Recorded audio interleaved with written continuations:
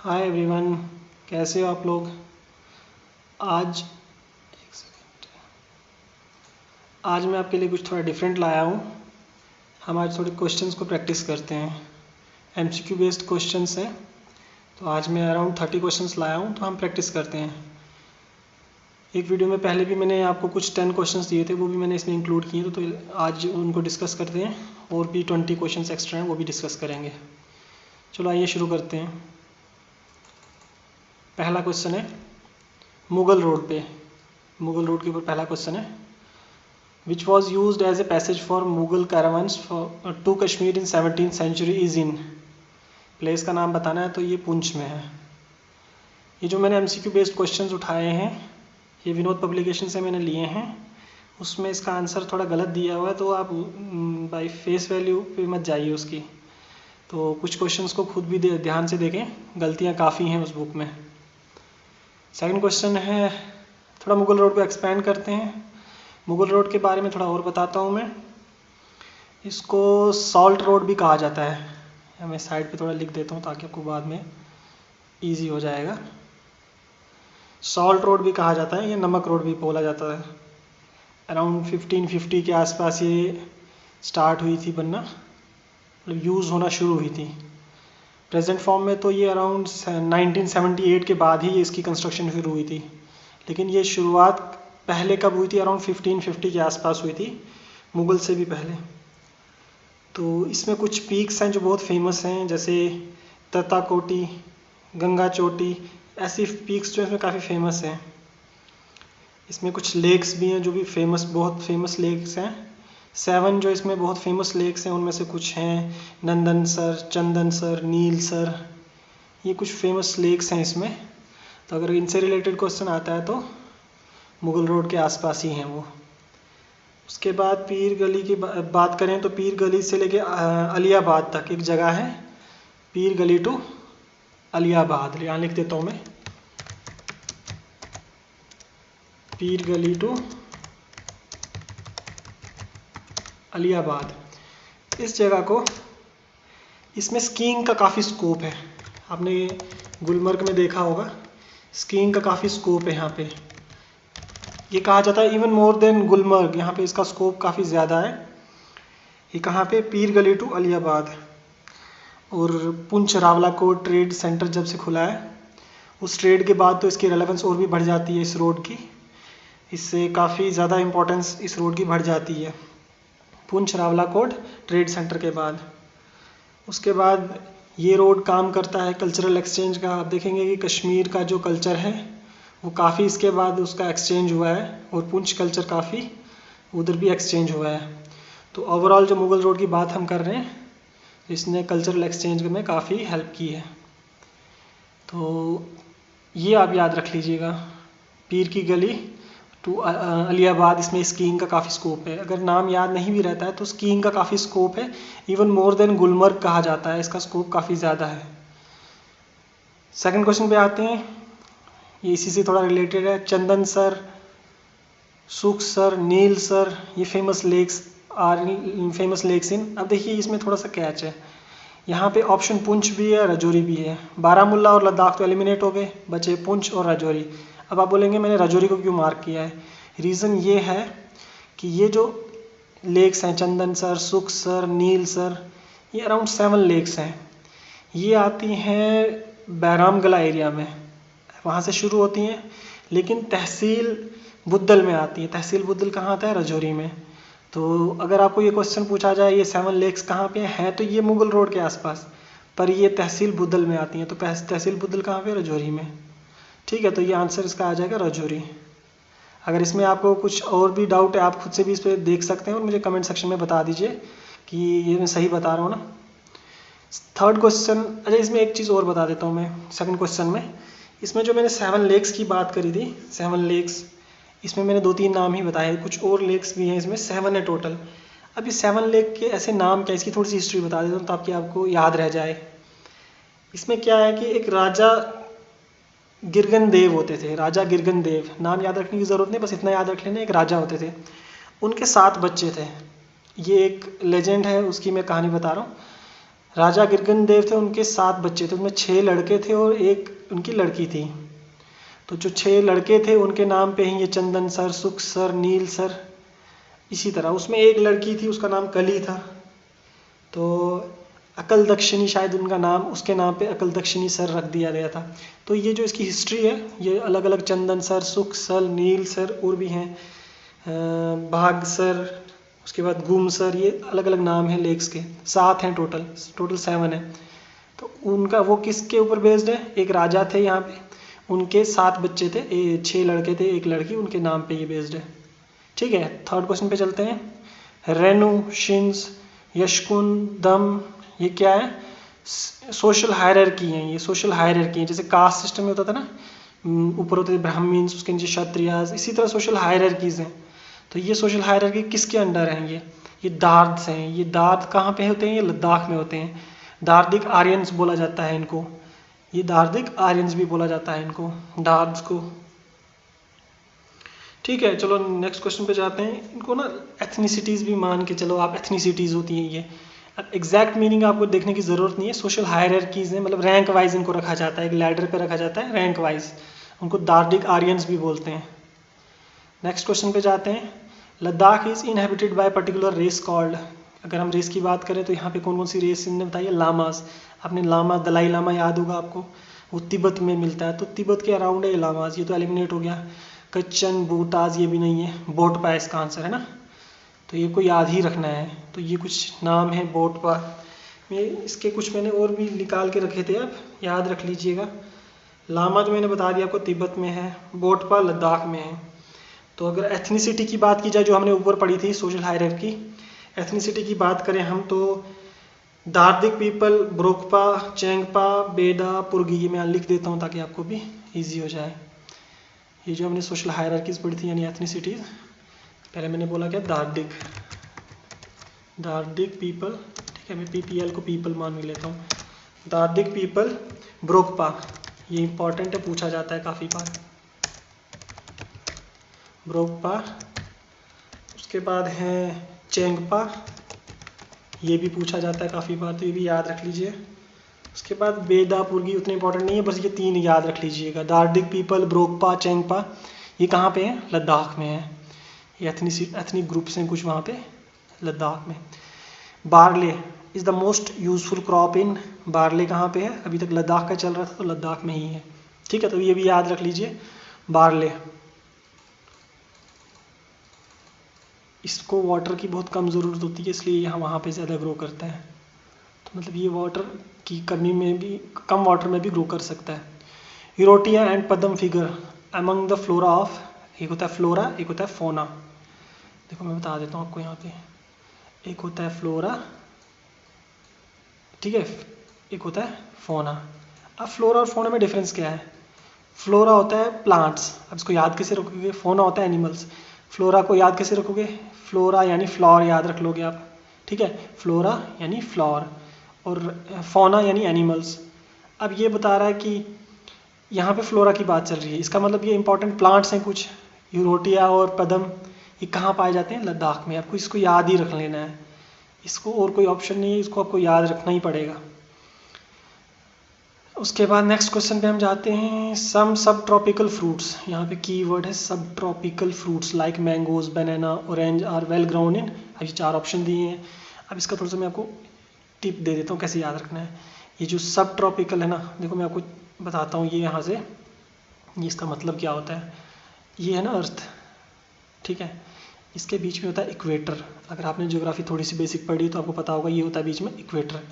Equator से अगर हम जाएंगे 23 डिग्री के आसपास नॉर्थ में, जो इसके लैटिट्यूड्स होते हैं, और साउथ में, इस वाले रीजन को बोलते हैं ट्रॉपिक। ये पूरे रीजन को नीचे तक बोलते हैं इसको ट्रॉपिकल रीजन्स बोलते हैं इनको। अब ये जो इक्वेटर, ये यहाँ पे होता है इक्वेटर, ठीक है, ये इक्वेटर हो गया ये वाला, यहाँ तक इसका रीजन क्या हो गया 23 डिग्री तक, ये हो गया अपना ट्रॉपिकल रीजन। इससे थोड़ा सा ऊपर वाला रीजन जाएंगे तो उसको बोलेंगे हम सब ट्रॉपिकल रीजन, ये वाला रीजन। इसी तरह नीचे भी वैसे ही होगा। अब नीचे का हम ज़रा ध्यान नहीं देते क्योंकि हम तो नॉर्दर्न हेमिस्फीयर में रहते हैं। ऊपर वाले को बोलते हैं नॉर्दर्न हेमिस्फीयर, नीचे वाले को बोलते हैं सदर्न हेमिस्फीयर। इक्वेटर के ऊपर और इक्वेटर के नीचे की बात कर रहा हूँ मैं। अब यहाँ पे लिखा हुआ है सब ट्रॉपिकल, देखो ये वाला रीजन आता है ट्रॉपिकल रीजन, ये वाला रीजन थोड़ा सा इसके ऊपर, उसको बोलते हैं सब ट्रॉपिकल रीजन। फिर उसके ऊपर जो रीजन होता है उसको बोलते हैं टेम्परेट रीजन।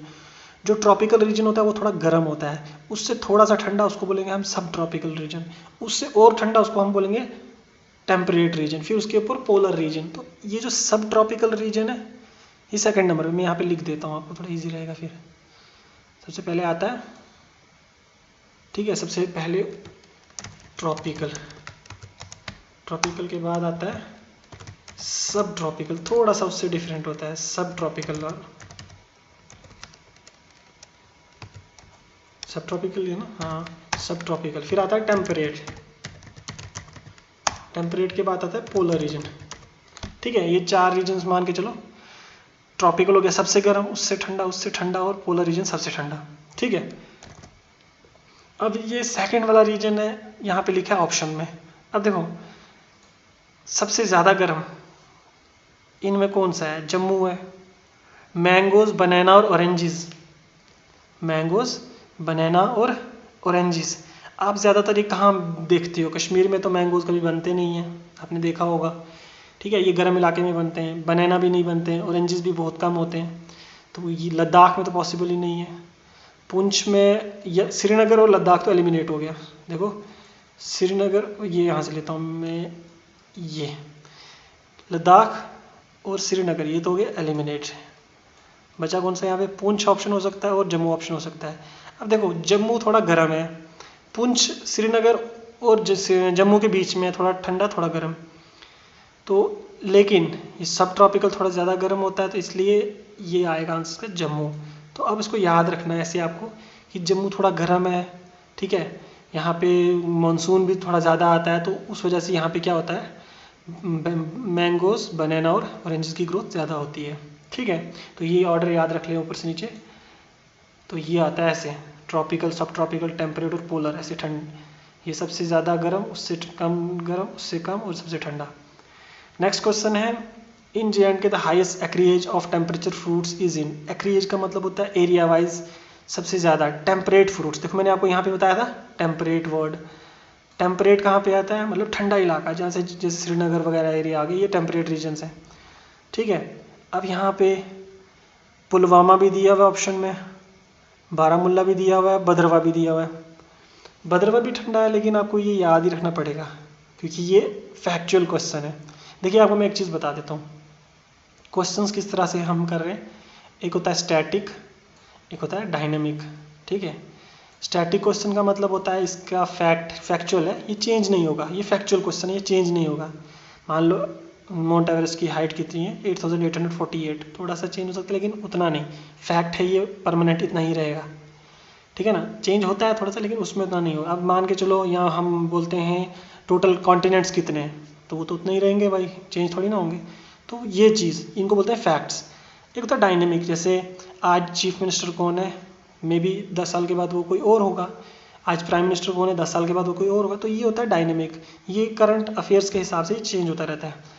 तो हमारा ये जो क्वेश्चन है, ये वाला question, highest acreage of temperate fruits, तो ये अभी फैक्चुअल है अभी के लिए, लेकिन ये डायनेमिक भी है, चेंज होता रहेगा। क्या क्या मालूम कि कल को यहाँ पे कोई प्रॉब्लम आ जाए बारामूला में, वहाँ पे ग्रो ही ना हो सके, कोविड-19 का अटैक आ जाए तो वहाँ पे ये एग्रीकल्चर का प्रोडक्शन ही ना हो सके। तो उस हिसाब से तो अभी के लिए जो बुक में जो आंसर्स दिए हुए हैं, जो फैक्ट्स हमारे पास हैं, उसके हिसाब से इसका आंसर है बोथ बी एंड सी, यानी बारामूला और पुलवामा। यहाँ पे सबसे ज़्यादा टेम्परेट फ्रूट्स यानी ठंडे इलाके के फ्रूट्स जो हैं सबसे ज़्यादा यहाँ पे ग्रो होते हैं, पुलवामा और बारामूला में। ठंडे इलाके की फ्रूट्स कैसे होगी? ये जैसे खुबानी होगी, ये वाली होती टेम्परेट फ्रूट्स। नेक्स्ट क्वेश्चन है, इसमें देख लेता हूँ और कुछ तो नहीं है, बस यही है। ठीक है, नेक्स्ट क्वेश्चन हम देखते हैं, अमेरिकन ट्रेल, महाराजी, गोल्डन, अम्बरी, ये किस चीज़ की वैरायटीज़ है? ये तो आपको पता ही होगा, सिंपल सा क्वेश्चन था। ये एप्पल है इसका आंसर। ठीक है, ये तो सिंपल है, अमेरिकन ट्रेल, ये गोल्डन, अम्बरी, ये सब क्या है? एप्पल की टाइप्स हैं, एप्पल की टाइप्स हैं। अगर आप कश्मीर से हैं, अगर आप इंटरव्यू में पहुंचते हैं तो इनके बारे में आपको थोड़ा डिटेल नॉलेज होनी चाहिए, इंटरव्यू में आपसे पूछ सकते हैं ये, जैसे कि एप्पल टाउन किसको कहा जाता है, ये वाला एप्पल क्यों प्रेफर किया जाता है, कौन सी, ये इस तरह की नॉलेज आपको होनी चाहिए थोड़ी बहुत। उसके बाद क्वेश्चन नंबर 10 है, in J and K the oil seed, rape seeds, mustard and linseed are mostly grown in. ये जो ऑयल सीड्स हैं इनकी काफ़ी ज़्यादा यूजेज होती है। तो जैसे सोप्स में यूज़ होती है, शैम्पू में यूज़ होती है, बाकी चीज़ों में भी, खाने में भी यूज़ होती है। तो ये कहाँ पे ज़्यादा ग्रोथ होती है इनकी? कश्मीर में होती है। तो ये फैक्चुअल है, तो ये याद ही रखना है, कश्मीर में होती है। Which among the following area और place in J and K is well known for rajma. इसको राजमा जो होती है हमारे यहाँ, इसको हम बोलते हैं राजमा चावल, ज़्यादा फेमस है, डिलीशियस बीन्स। ये इसके लिए कौन सा एरिया सबसे ज़्यादा फेमस है? तो ये भदरवा है। ठीक है, तो ये याद ही रखना है। The third important crop of J&K which is staple food of mountainous people. अब माउंटेनियस पीपल, अगर आप माउंटेन रीजन्स में गए हो कभी, आपने देखा होगा वहाँ पे सबसे ज़्यादा मेज़ ग्रो करती है। हिली एरियाज़ में अगर आप गए हो तो आपको पता होगा मेज़ सबसे ज़्यादा ग्रो करती है। तो मेज़ उनका एक स्टेपल फूड है। ठीक है, आपने देखा होगा। और इसका एक रीज़न भी है, आपने देखा होगा कि बाकी जो चीज़ें हैं जैसे राइस वगैरह, वो वाटर इंटेंसिव क्रॉप्स होती हैं, उनके लिए वाटर की काफ़ी ज़रूरत होती है। लेकिन जो हिली एरियाज़ होते हैं वहाँ पे वाटर तो स्टे ही नहीं करेगा, वाटर नीचे फ्लो करते हैं, ड्रेन ऑफ हो जाता है वहाँ से। तो ज़्यादातर वो मेज़ ही ग्रो कर पाते हैं। अगर नीचे प्लेन एरियाज़ होते हैं, प्लेन एरियाज़ में तो वो फिर भी वो ग्रो कर सकते हैं, या पैडी या दूसरी चीज़। तो लेकिन मेज़ वहाँ पे पॉसिबल, प्लेन एरियाज़ में वो क्या करते हैं, फिर पैडी वगैरह ग्रो करते हैं। तो मेज़ हिली एरियाज़ में ज़्यादा ग्रो करते हैं। ठीक है, तो आपको ये याद ही रखना है, स्टेपल फूड है। Third most important crop of J&K मेज़। ठीक, पहला राइस मान लो, दूसरा वीट मान लो, तीसरा मेज़। द प्लेस और area in Jammu and Kashmir well known for world famous basmati rice. ये इंपॉर्टेंट है भाई, ये पूछ सकते हैं। अगर आप इस एरिया से हो तो आपको ये आना चाहिए, आरएसपुरा। ठीक है, अब इसमें एक चीज़ और बता देता हूँ। एक ये आरएसपुरा का जो बासमती राइस है, इसको जीआई टैग भी मिला है। अभी जीआई टैग क्या होता है?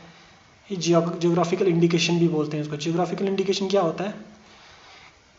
वर्ल्ड ट्रेड ऑर्गेनाइजेशन जो होती है, मान के चलो वर्ल्ड में एक ऑर्गेनाइजेशन बनी है, उसमें जो ट्रेड होता है, इंपोर्ट एक्सपोर्ट जो होता है एक कंट्री से दूसरी कंट्री के साथ, ऐसे जो आपस में ट्रेड होता है, वो क्या करते हैं कि उन्होंने कुछ सर्टिफिकेशन दी हुई है कि भाई ये प्रोडक्ट, जैसे हमारे पास ब्रांड्स होते हैं जैसे नाइकी, पूमा, ये जो ब्रांड्स होते हैं, इसी तरह इसका भी एक ब्रांड बना दिया है कि भाई ये सर्टिफाइड प्रोडक्ट है, ये उस एरिया का प्रोडक्ट है। हाँ, जब इसके ऊपर ये जीआई टैग लगा होगा तो हमें पता चल जाएगा हाँ ये ऑथेंटिक प्रोडक्ट है।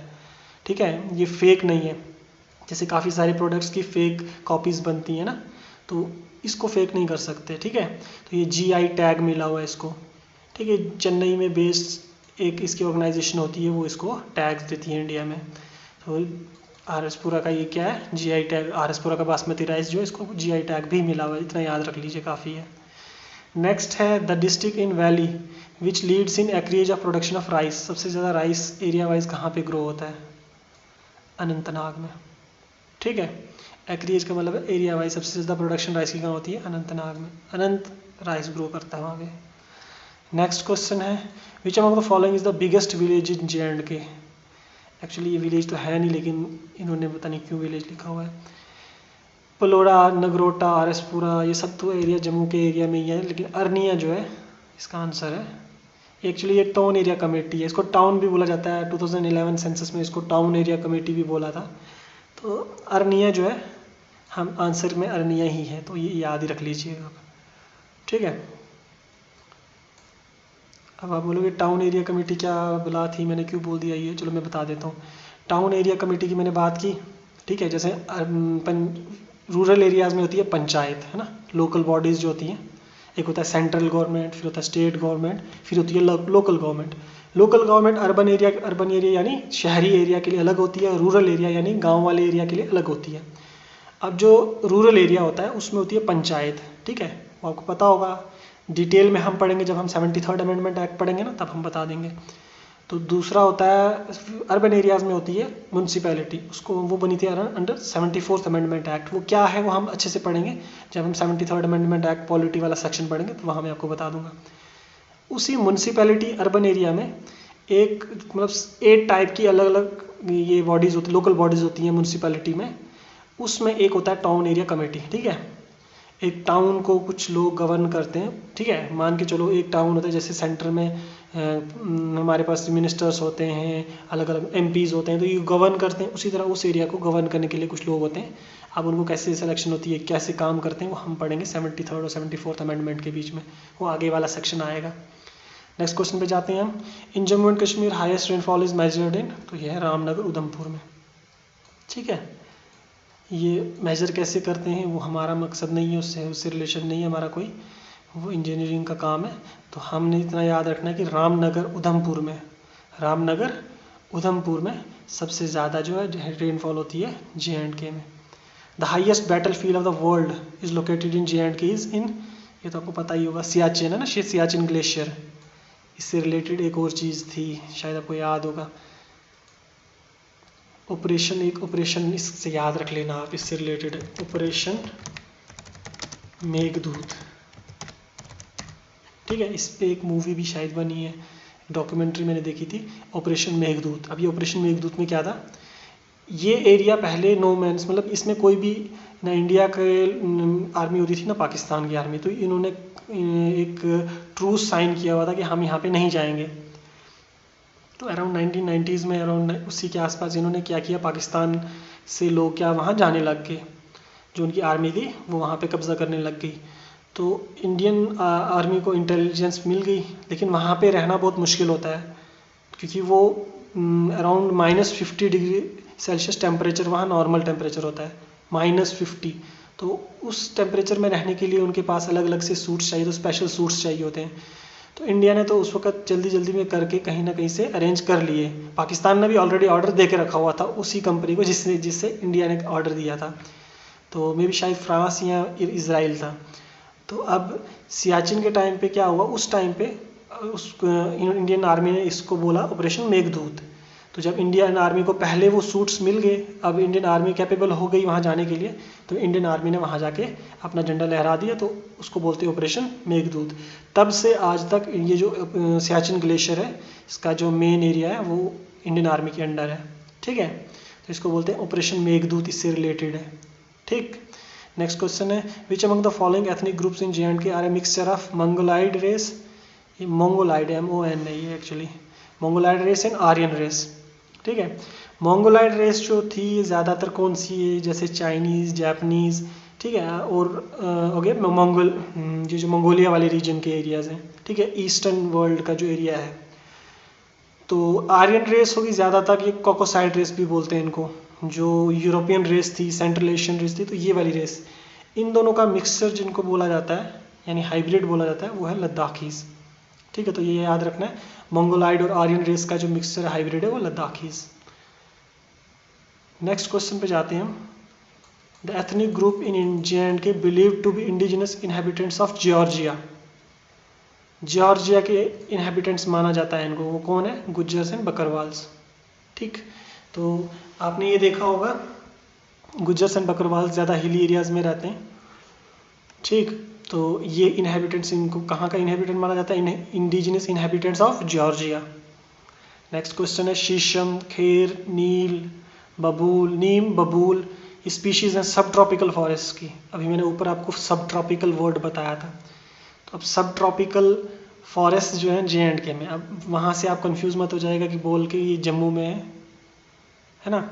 ऊपर मैंने आपको एक चीज़ बताया था, यहाँ पे ट्रॉपिकल, सब ट्रॉपिकल, टेम्परेट और पोलर। तो मैंने आपको ये बताया था कि ये कौन कौन सी रीजन है। ट्रॉपिकल रीजन होगा जो बिल्कुल इक्वेटर के बीच आसपास की 23 नॉर्थ और 23 साउथ डिग्री साउथ है ना, इसको बोलते हैं ट्रॉपिकल रीजन। फिर आता है सब ट्रॉपिकल रीजन, उससे थोड़ा सा ऊपर, फिर उससे थोड़ा सा ज़्यादा ऊपर जाएंगे तो टेम्परेट। ये दोनों तरफ है, ऊपर भी है नीचे भी है। तो फिर पोलर रीजन एक यहाँ होगा, एक टॉप पे होगा, ठीक है ना। अब कंफ्यूज नहीं होना है, बस ये नाम याद रखने हैं। इसी तरह यहाँ पे क्वेश्चन पूछा गया है, जैसे ये है, शीशम, खेर, नीम, बबूल आर द स्पीशीज ऑफ सब tropical forest in J&K found in, ये कहाँ पे मिलेंगे। देखो मैं आपको याद कराने का एक तरीका भी बता देता हूँ। नीम के अगर आपने पत्ते देखे होंगे, बबूल के देखे होंगे, इसमें थोड़े थोड़े कांटे भी होते हैं, है ना, आपने देखे होंगे। ये क्यों होते हैं, ज़्यादातर इन प्लांट्स को वाटर, ये देखो ये वाटर की कमी होती है इन एरियाज़ में, ठीक है, वाटर की ज़्यादा कमी रहती है इन एरियाज़ में। तो ये अपने जो लीव्स होते हैं वो छोटे बनाते हैं, बिल्कुल छोटे छोटे लीव्स बनाते हैं, ताकि ट्रांसपिरेशन, जो लीव्स होती है ना उससे वाटर लॉस होता है, उसको ट्रांसपिरेशन बोलती है। तो ये ट्रांसपिरेशन को मिनिमाइज़ करने के लिए, वाटर लॉस को कम करने के लिए ये अपने लीव्स को इस तरह अडॉप्ट करते हैं ताकि वो उनका एरिया साइज़ कम हो जाए। तो ये कहाँ पॉसिबल है? आप देख लो, बारामूला तो ठंडा एरिया है, उधर तो कोई प्रॉब्लम भी नहीं है, आपने वहाँ के पेड़ भी देखे होंगे तो अच्छे खासे ग्रो करते हैं। पुलवामा भी ठंडा, ये टेम्परेट रीजन में आ जाएगा। राजौरी जो एरिया है ये थोड़ा सा टेम्परेट और सब ट्रॉपिक रीजन के आसपास ही आ जाएगा, तो अराउंड सब ट्रॉपिक ही है। तो राजौरी और जम्मू में थोड़ा डाउट रहेगा, लेकिन आंसर ज़्यादातर जम्मू ही रहेगा। अगर आप इनमें से मोस्ट अप्रोप्रिएट, अगर जम्मू नहीं होता, यहाँ कुछ और लिखा होता, मान लो शोपियान लिखा होता, तो राजौरी आंसर आता। लेकिन अभी जब यहाँ पे जम्मू है ऑप्शन, तो 4 में से मोस्ट अप्रोप्रिएट ऑप्शन कौन सा बनता है? जम्मू। ठीक है, तो इसका आंसर आ जाएगा जम्मू। देवदार ओक बोलते हैं इसको। देवदार का जो होता है ट्री, इसको ग्रीन गोल्ड भी बोलते हैं। देवदार डोमिनेट्स द स्लोप्स ऑफ। देवदार कहाँ पे पाया जाता है? मैं इसमें थोड़ा सा वो कंसेप्ट बता देता हूँ। यहाँ पे लिखा है इसने Pir Panjal range, Zanskar, Shivalik, both Andy. अब मैं ना आपको जब मैं ज्योग्राफी वाला सेक्शन पढ़ाऊंगा तब आपको बताऊंगा कि ये रेंजेस कैसे हैं। अभी आपको सिर्फ ये वाला क्वेश्चन के लिए मैं आपको थोड़ा बेसिक बता देता हूँ। आपको ये याद रखना है, जैसे मान लो ये J&K ऐसे थोड़ा सा बेसिक रफ साइड बता देता हूँ, ऐसे है ना J&K। तो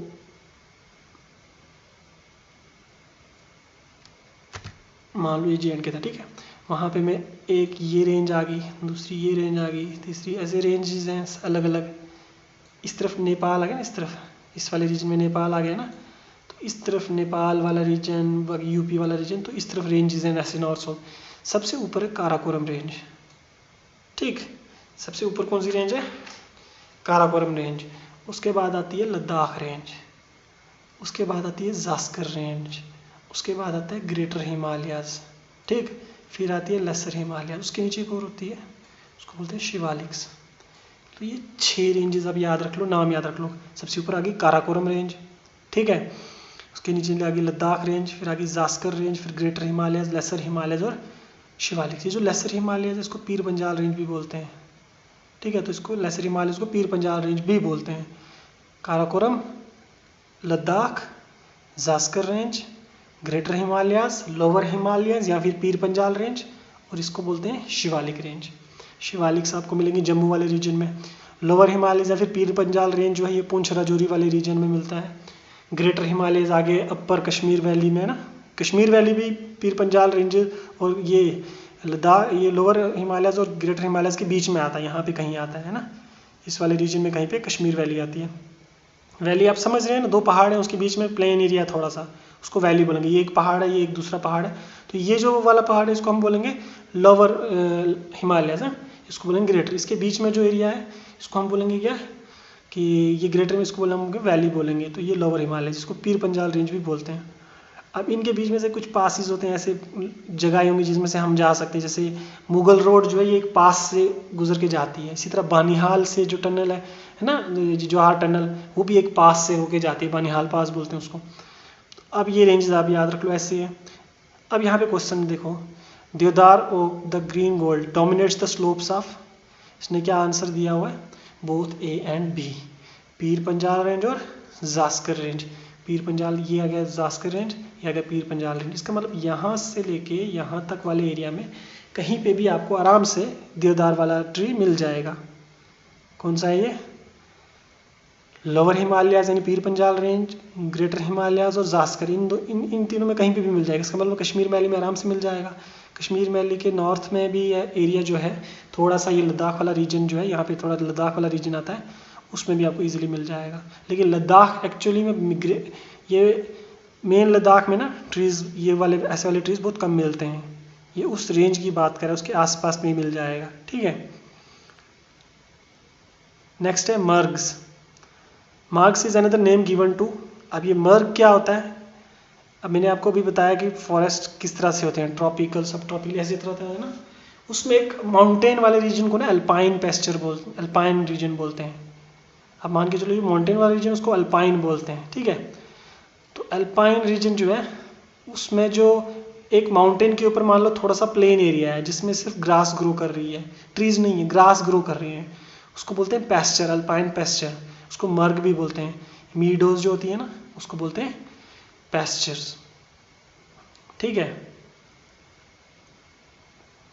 नेक्स्ट है देवदार, चीड़, केल, फिर, ये स्पीशीज किसकी हैं? अभी मैंने ऊपर बताया था देवदार कौन से रीजन में आता है, यहाँ पे कश्मीर वैली और इस वाले रीजन में, तो ये कौन सा रीजन होगा, ट्रॉपिकल, सब ट्रॉपिकल, टेम्परेट, सिंपल सा ऊपर भी हमने देखा था, तो ये टेम्परेट रीजन में आता है। तो यहाँ पे कौन सा रीजन है, टेम्परेट रीजन है, तो टेम्परेट फॉरेस्ट बोलेंगे इनको, है ना। अब इसमें यह ध्यान रखने वाली बात है कॉनिफरस वाला टाइप क्या है।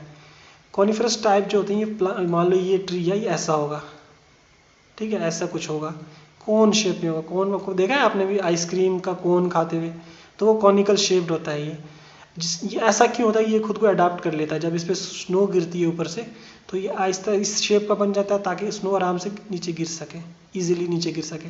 तो ये कॉनिकल इसको बोलते हैं। ये जो कॉनिफरस ट्रीज होते हैं ये ऐसे होते हैं, ये आपने देखा होगा। लेकिन इस केस में देवदार, चीड़, केल, फिर ये टेम्परेट फॉरेस्ट की स्पीशीज़ हैं, कॉनिफरस की नहीं है, ठीक है। तो नेक्स्ट क्वेश्चन देखते हैं। The social forestry project launch in valley in 1982-83। अब आप बोलोगे इतना पुराना क्वेश्चन क्यों पूछ रहा है। अब ये याद रखने के लिए इम्पोर्टेंट इसलिए क्योंकि ये एक थोड़ा इम्पोर्टेंट था उस टाइम पे। तो इसको सपोर्ट किसने किया था, वर्ल्ड बैंक ने। बस इतना याद रख लिया, वर्ल्ड बैंक ने सपोर्ट किया था इंडिया को। Which district has the least literacy rate, तो ये याद ही रखना है, ये सेंसस का क्वेश्चन है, तो ये रामबन है, ठीक है। Which district recorded the least population in J&K according to census 2011, सबसे कम पॉपुलेशन कहाँ होगी। अब ये देखो, ये यहाँ पे ना आपको थोड़ा दिमाग लगाने की ज़रूरत है। अगर आपको क्वेश्चन नहीं भी पता है, आंसर नहीं भी पता है, तो फिर भी आप इजीली कर सकते हो। देखो आप, लेह, कठुआ, करगिल और पुंछ, इसमें पुंछ में तो अच्छी खासी पॉपुलेशन है, डेंसिटी भी बहुत अच्छी खासी है, तो पुंछ तो हो गया एलिमिनेट। लेह एक बड़ी सिटी है, वहाँ पे भी अच्छी खासी डेंसिटी, तो ये भी हो गया एलिमिनेट। कठुआ भी आपने देखा होगा, तो ये भी, उसमें भी ठीक ठाक पॉपुलेशन डेंसिटी, तो ये भी एलिमिनेट हो जाएगा। करगिल में आप देखो, करगिल वाला जो रीजन है इसमें डेंसिटी बहुत कम है, आपको पता ही होगा, वहाँ पे डेंसिटी बहुत कम है, तो इसका आंसर करगिल ही आता। The decadal 2001 to 2011 population growth in J&K, ये कह रहा है 2001 से 2011 तक जो पॉपुलेशन ग्रोथ थी वो कितनी थी J&K में। ये पूरी J&K की बात कर रही है, पूरी इंडिया की बात नहीं कर रहा, J&K की बात कर रही है, ठीक है। अब इसका आंसर आपको याद ही रखना है, तो मैं इसको थोड़ा आपको इससे एक और फैक्ट याद करा देता हूँ। 23.71 अप्रॉक्सीमेटली 23 मान लो, 23%। अभी जो प्रेजेंट हमारी फॉरेस्ट कवर था इंडिया में, वो अराउंड 23% था, ठीक है, 23% था। तो ये एक फैक्ट उससे याद रख सकते हो। रिसेंटली जो अभी आया था Indian state of forest report, एक और आई थी रिसेंटली 2018-19 में आई थी, उसके अकॉर्डिंग जो हमारा जो हर 2 साल के बाद आता है, 19 में आई थी, तो हर 2 साल के बाद जो रिलीज़ होता है उसमें बताया था कि ये कवर इंक्रीज हुआ है 23% से अराउंड 24.5%। तो आपको ये याद रखना है, एक तो कवर इंक्रीज हुआ है और दूसरा अराउंड 24.5% हमारा ये हो गया है, ठीक है। डिकेडल जो ग्रोथ है पॉपुलेशन की वो कितनी है, 23 के आसपास। तो वो अराउंड, वो फैक्ट से हम ये भी याद रख सकते हैं कि फॉरेस्ट का जो कवर था, ठीक है ना, फॉरेस्ट का जो कवर था वो भी 23% के आसपास था। कब, इस साल नहीं, इस 1 साल पहले की बात चल रही है। इस साल वो इंक्रीज होकर हो गया 24.5%। ये थोड़ा मैंने एक्स्ट्रा फैक्ट बता दिया ताकि आपको याद रह जाए, इसके साथ लिंक कर सकते हो आप। According to population number of persons, the rank of Jammu and Kashmir among Indian states is. अब ये थोड़ा अलग सा क्वेश्चन है, ऐसा क्वेश्चन पूछना नहीं चाहिए। अब रैंक ऑफ इंडियन मतलब J&K का रैंक पॉपुलेशन वाइज कितना है, तो ये 19th रैंक है। तो ये फालतू सा क्वेश्चन है, तो फिर भी पूछ सकते हैं क्योंकि लोअर लेवल में क्वेश्चन आते हैं ऐसे। तो 19th याद रख लेना, मतलब पॉपुलेशन के हिसाब से 19th। कम देखो, अभी हमारे पास जो स्टेट्स हैं अराउंड जो 28-29 स्टेट्स हैं, तो उसमें क्या है, ये रैंक जो आपको पता होना चाहिए कि थोड़ा लास्ट में ही होगा। क्यों, क्योंकि हमारे यहाँ पॉपुलेशन है अराउंड 1,25,00,000, अब तो ज़्यादा हो गया होगा, 2011 के सेंसस के हिसाब से 1,25,00,000 है, तो वो बहुत कम है ना, बाकी स्टेट्स के हिसाब से। लेकिन कुछ स्टेट्स छोटी भी हैं, जैसे सिक्किम, नॉर्थ ईस्टर्न स्टेट्स होगी, सिक्किम, अरुणाचल प्रदेश, तो इनको कंसिडर किया जाए अराउंड हमारा रैंक 20 के आसपास ही बनता है, ठीक है। तो इस तरह से भी आप याद रख सकते हैं। उसके बाद एक क्वेश्चन है, what is the difference between national density and J&K density of population. अब पॉपुलेशन डेंसिटी की बात करते हैं। पॉपुलेशन डेंसिटी का मतलब होता है 1 किलोमीटर पे, 1 किलोमीटर एरिया में, अगर हम बात करें 1 किलोमीटर एरिया का, उसमें पॉपुलेशन कितनी है, मतलब पॉपुलेशन पर्सन्स पर किलोमीटर स्क्वायर। इतना एरिया अगर मैं ले लेता हूँ, इस एरिया में कितने लोग रह रहे हैं, ठीक है, उसको हम बोलेंगे पॉपुलेशन डेंसिटी। अब ये अगर हम देखें तो इससे हम थोड़ा यहाँ डाल लिखते हैं।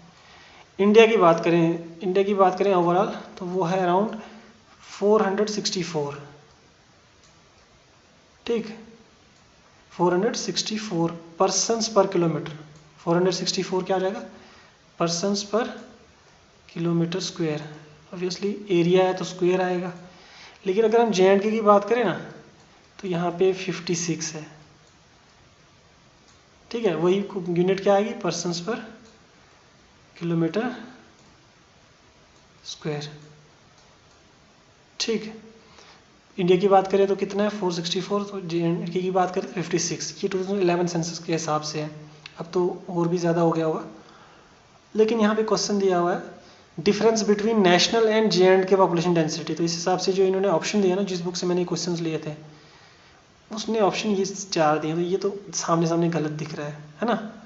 तो सिर्फ ये दिखाने के लिए कि बुक में क्वेश्चन जो हैं वो गलत भी हैं। तो अब ये देख लो 464 और उसका माइनस करो तो अराउंड 400 आता है आंसर। किसी भी हिसाब से आप देखो यहाँ पे ये तो आएगा नहीं कहीं पे भी, तो ये सिर्फ उसके दिखाने के लिए। तो मैं ये मार्क कर देता हूँ, ये क्वेश्चन ही गलत है, ठीक। तो यहाँ से मैं इसको मार्क कर देता हूँ कि ये इसके चारों आंसर जो हैं गलत हैं, ठीक है।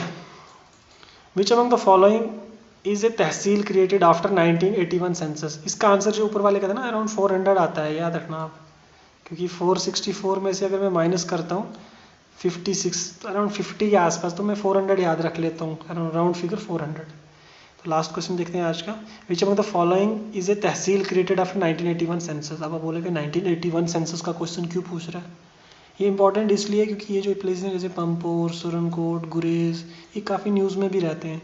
तो इन एरियाज़ के बारे में क्वेश्चन पूछ सकते हैं कि ये किस सेंसस में आए थे। तो 1981 सेंसस में कौन सी प्लेसेस थी, 3, पंपोर, सुरनकोट और गुरेज। इसको याद रखने का मैं एक तरीका बता देता हूँ। G फॉर गुरेज, P से पंपोर, S से सुरनकोट, GPS। बस हो गया याद। तो गाइज आज के लिए ये 30 क्वेश्चन ही करते हैं।